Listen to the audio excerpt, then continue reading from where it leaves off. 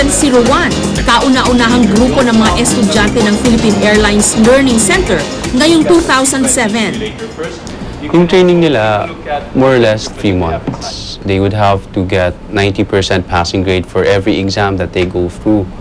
And for the service exams, 80% naman yung passing grade doon.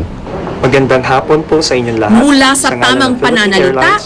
pagme-makeup, tindig, Welcome to Philippine Airlines. pagsiserve ng wine at pagkain, And then twist at pagharap sa mga emergency. Lahat ito kailangan nilang mabusising pag-aralan. Emergency, open seatbelt! You there, open window exit! Nagpa-practice sila sa loob ng 4 na airplane simulators. Nagayang-gaya ang loob ng mga eroplano mula economy hanggang first class. Sa araw na ito, sasaksihan ko mismo ang kanilang mga pagsasanay. Masubukan nga, Would you care for some drinks? Dapat daw hindi nagtatouch sa rim ng glass. Yeah, very nice, very nice.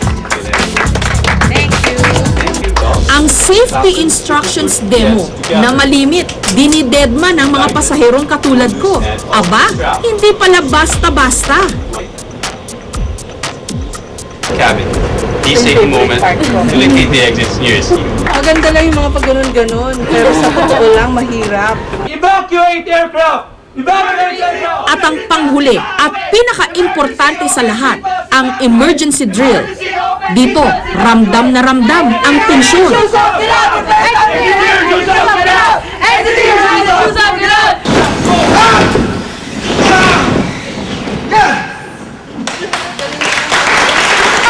Sana sa totoong buhay hindi ako makasaksi ng ganun. Tapos sabi nila, ang glamorous ng trabaho ng stewardess. Hindi pala And yet, they still have to be glamorous. Aside from that. And they still know how to clean the lavatories, mop the floor. Ano pa? Ang dami nyo alam, di ba?